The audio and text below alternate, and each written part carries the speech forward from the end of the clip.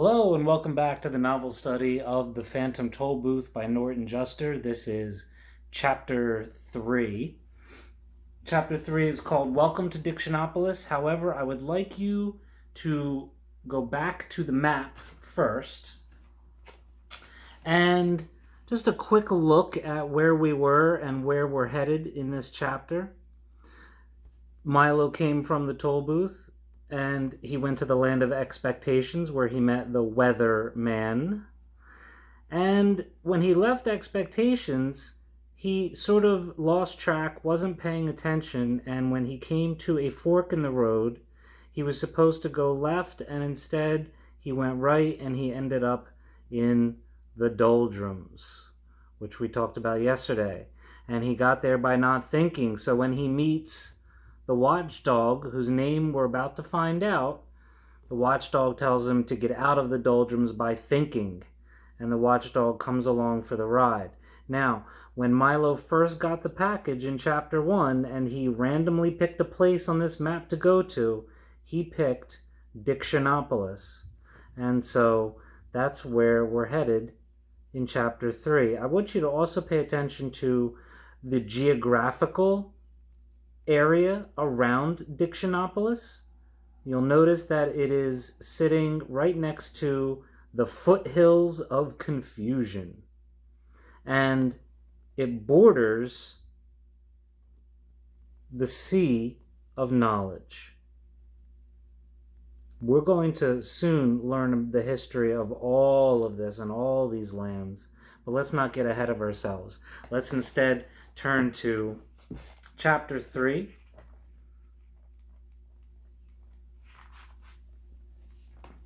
Welcome to Dictionopolis. So, that word, Dictionopolis.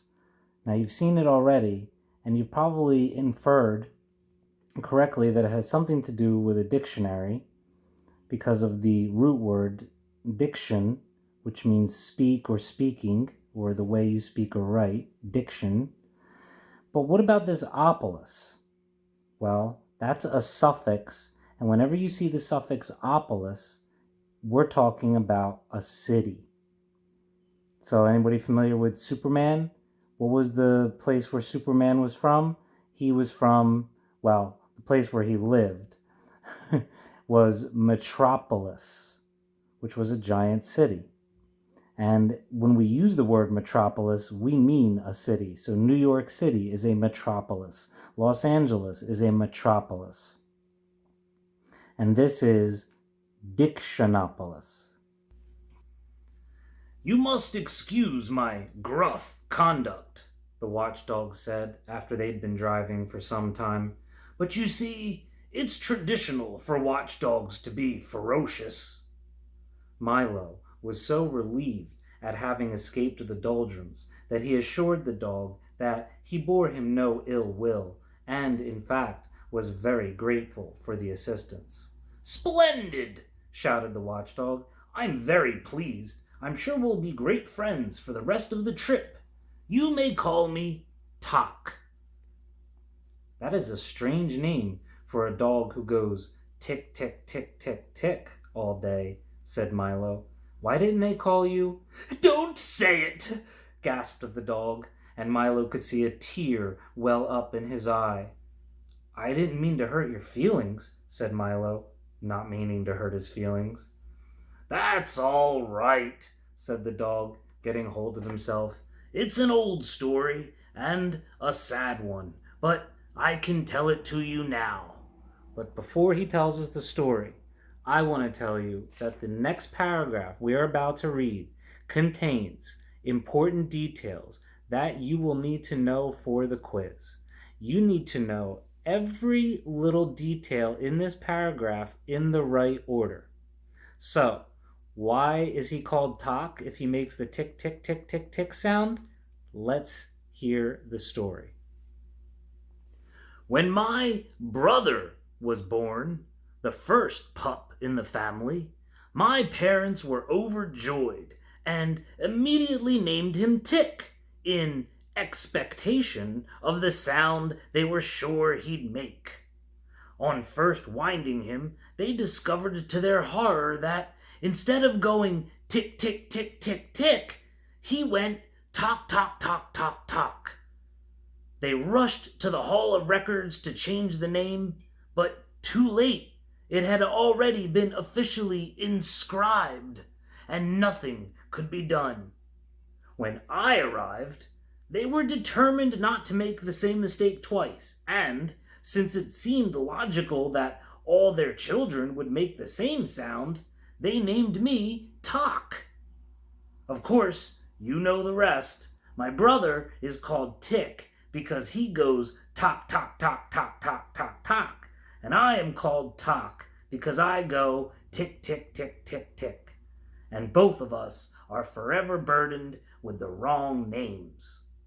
My parents were so overwrought that they gave up having any more children and devoted their lives to doing good work among the poor and hungry. So that's the story. The parents had an expectation, which we learned about yesterday. They thought that their dog was going to make the tick, tick, tick sound. And then when this brother was born, he made the tock, tock, tock sound, but they couldn't change the name. It had to be Tick. So then they thought, well, all of our children are going to make the same sound. So if our first child makes the tock, tock, tock sound, then the second one's going to make the tock, tock, tock sound. So we can just name him Tock. And then when Tock was born, he was making the tick, tick, tick, tick, tick sound. You need to know every detail of that for the quiz. Let's move on. But how did you become a watchdog? Interjected Milo, hoping to change the subject, as Tock was sobbing quite loudly now. That, he said, rubbing a paw in his eye, is also traditional. My family have always been watchdogs, from father to son, almost since time began. You see, he continued, beginning to feel better, once there was no time at all, and people found it very inconvenient. They never knew whether they were eating lunch or dinner, and they were always missing trains. So, time was invented to help them keep track of the day and get places when they should. When they begin to count all the time that was available, what with 60 seconds in a minute and 60 minutes in an hour and 24 hours in a day and 365 days in a year, it seemed as if there was so much more than could ever be used. If there's so much of it, it couldn't be very valuable, was the general opinion, and it soon fell into disrepute. People wasted it and even gave it away. Then we were given the job of seeing that no one wasted time again, he said, sitting up proudly. It's hard work, but a noble calling, for you see, and now he was standing on the seat, 1 foot on the windshield, shouting with his arms outstretched, it is our most valuable possession, more precious than diamonds. It marches on. It and tide wait for no man, and...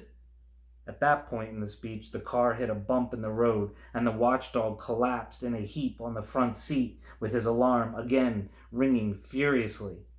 Are you all right? Shouted Milo. Oomph, grunted Tock. Sorry to get carried away, but I think you get the point.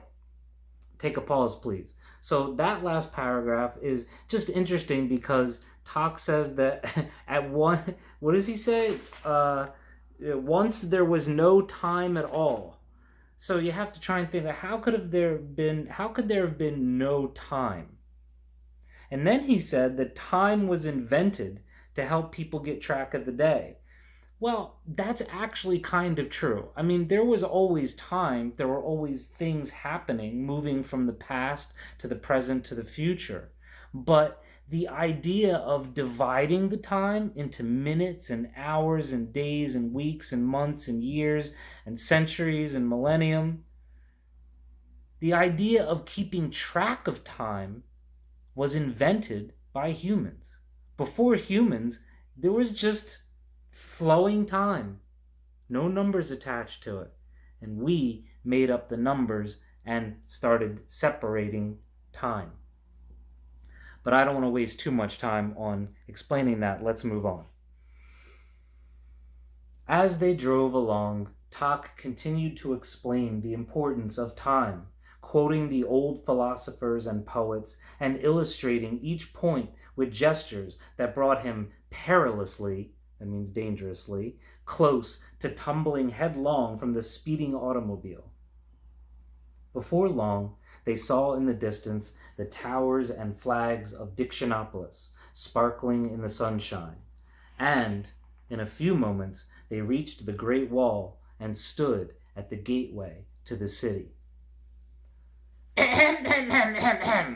Roared the gate man, clearing his throat and snapping smartly to attention. When it says smartly to attention, it just means very quick. This is Dictionopolis, a happy kingdom, advantageously located in the foothills of confusion and caressed by gentle breezes from the sea of knowledge. Today, by royal proclamation, is market day. Have you come to buy or sell? Now, proclamation is a vocabulary word, and it's just an announcement. I beg your pardon, said Milo. Buy or sell, repeated the gate man impatiently. Which is it? You must have come here for some reason. Well, Milo began. Come now, if you don't have a reason, you must at least have an explanation, or certainly an excuse, interrupted the gate man. Milo shook his head. Very serious, the gate man said, shaking his head also. You can't get in without a reason.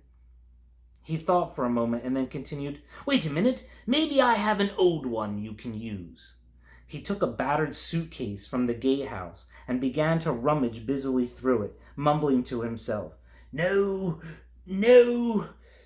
this won't do. No, this is fine, he cried triumphantly, holding up a small medallion on a chain. And a medallion, is like a medal. He dusted it off, and engraved on one side were the words, Why not? That's a good reason for almost anything. A bit used, perhaps, but still quite serviceable. And with that, he placed it around Milo's neck, pushed back the heavy iron gate, bowed low, and motioned them into the city. I hope you found that amusing. That he says Milo needs a reason, and then, of course, when you give a reason, it's not something you hold, but this gate man digs in a suitcase and pulls out a medallion with a reason on it, and the reason is why not, right? Which is a great reason to do anything. Why not? I think he said something about a market. I wonder what the market will be like, thought Milo as they drove through the gate. But before there was time for an answer, they had driven into an immense, which means very large, square crowded with long lines of stalls, heaped with merchandise, and decorated in gay-colored bunting. Let's take a pause for the moment for the word gay-colored bunting. I hope you know that the word gay originally meant happy, and it can still mean just happy. And so that's what the author means by saying gay-colored bunting. Bunting is those drapes that hang outside shop windows and stalls. Okay. Now, in the next line, look at the word proclaimed. Overhead, a large banner proclaimed. If it proclaims, it means it announces, just like the word proclamation. So you're just changing the suffix. Proclaimed is a verb. That means to announce. A proclamation, putting the ION on, makes it a noun, which is a thing, an announcement.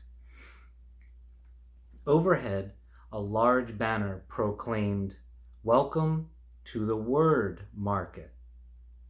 And from across the square, 5 very tall, thin gentlemen regally which means royally, dressed in silks and satins, plumed hats, that's hats with a feather sticking out, big giant fluffy feather, and buckled shoes, rushed up to the car, stopped short, mopped 5 brows, caught 5 breaths, unrolled 5 parchments, like a scroll, the old style piece of paper, and began talking in turn.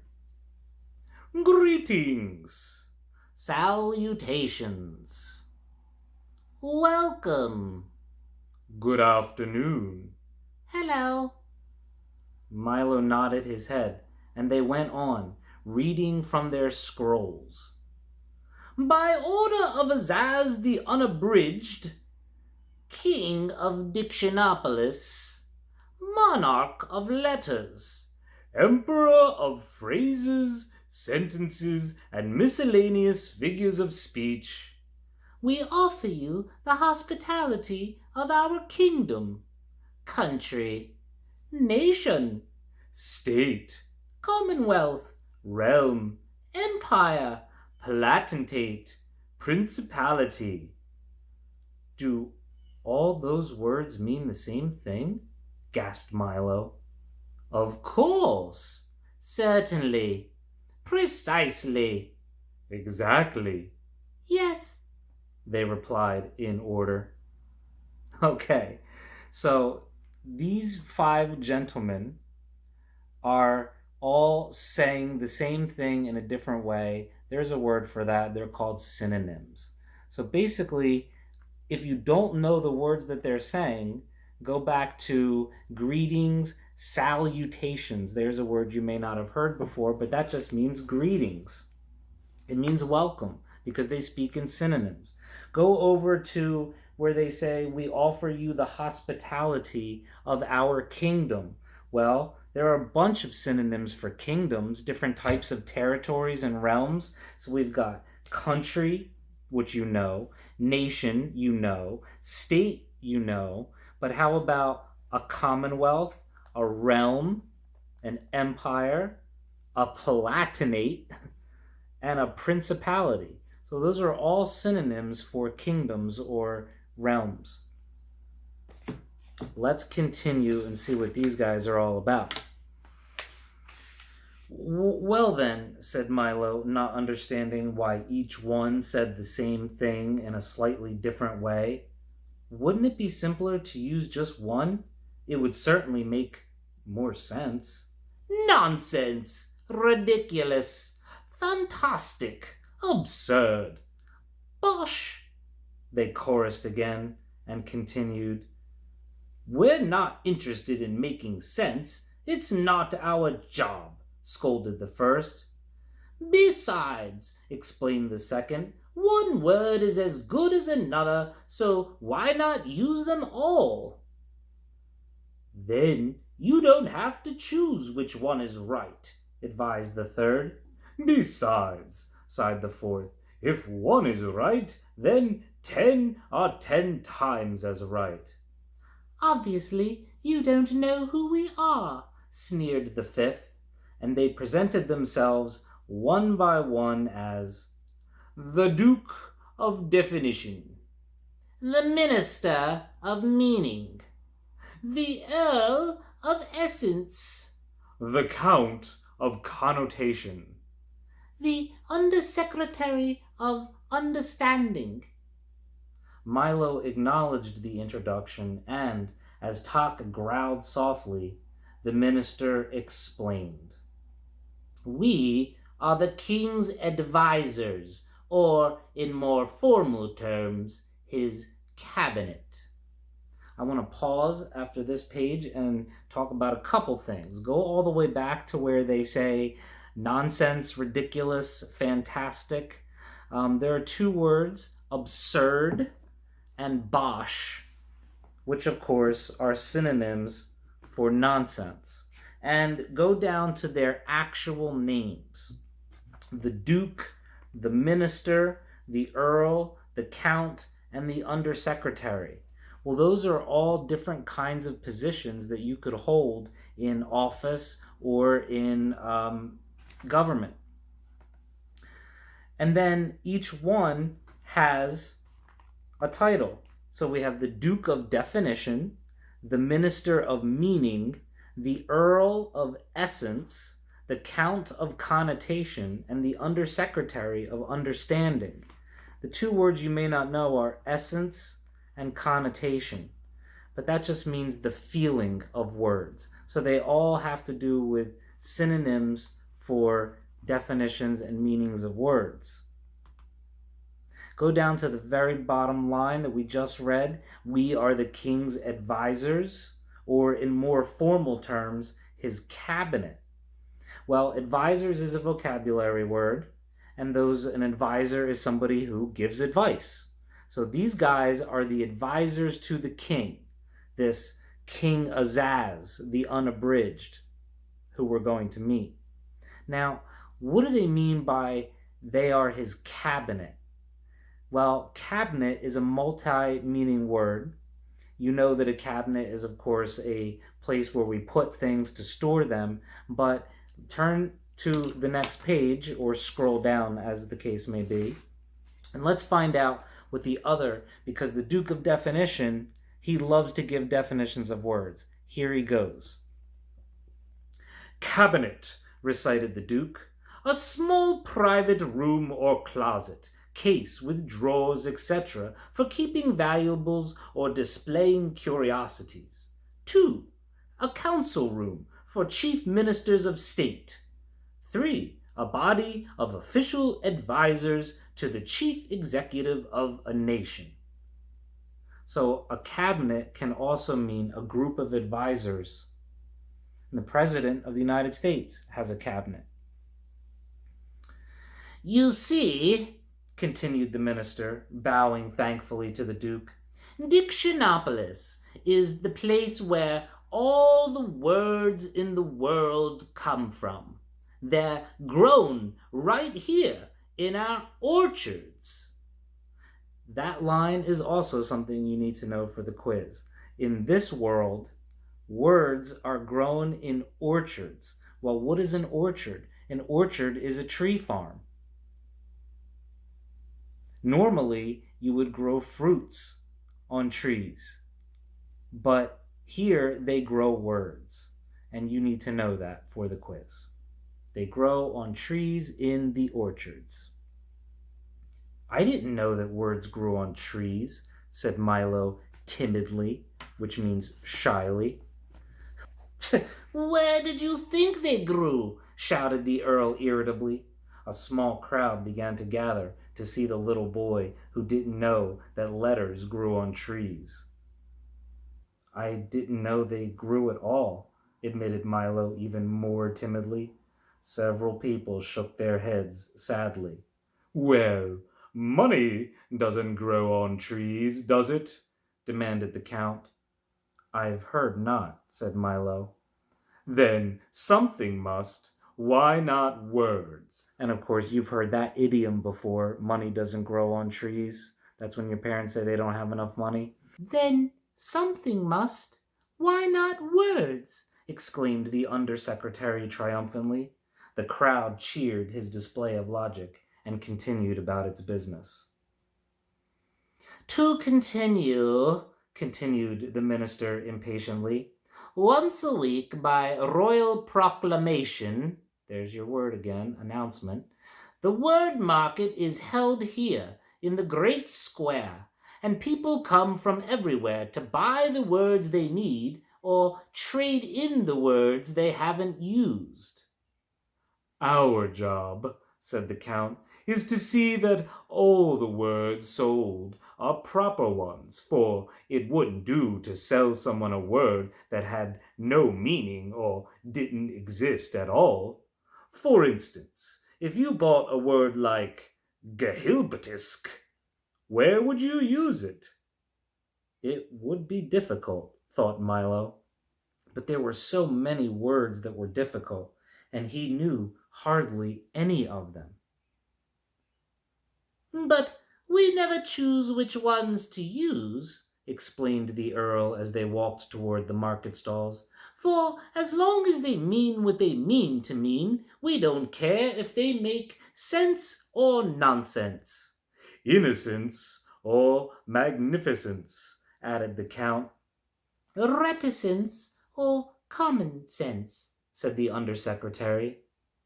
That seems simple enough, said Milo, trying to be polite.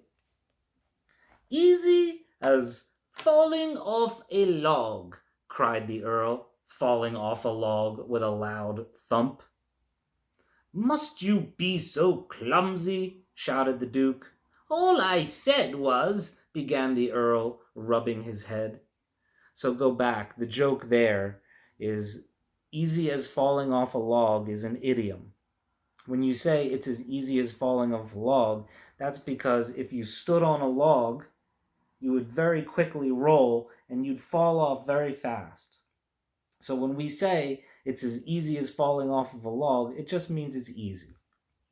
And in the book, of course, taking figurative and making it literal, he says it's as easy as falling off a log, and then he actually falls off of a log.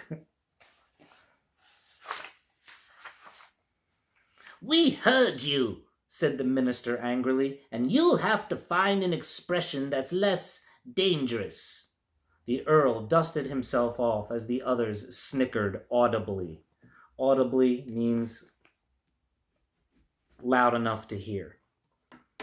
You see, cautioned the Count, you must pick your words very carefully and be sure to say just what you intend to say. And now we must leave to make preparations for the royal banquet.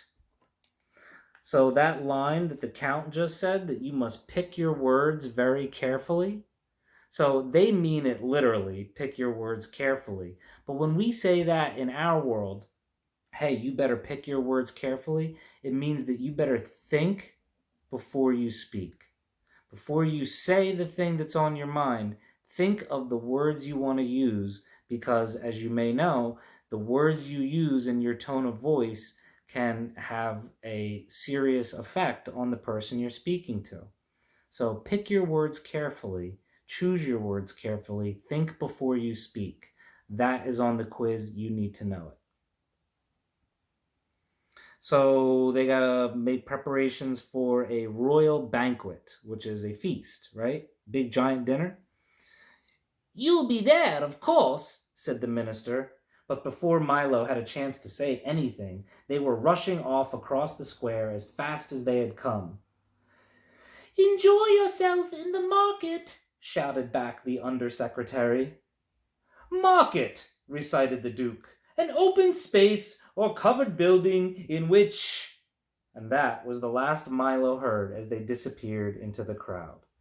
Did you get that the Duke of Definition was giving the definition for what a market was as they disappeared into the crowd? I never knew words could be so confusing, Milo said to Tock as he bent down to scratch the dog's ear. Only when you use a lot to say a little, answered Tock. Milo thought this was quite the wisest thing he'd heard all day. Come, he shouted, let's see the market. It looks very exciting.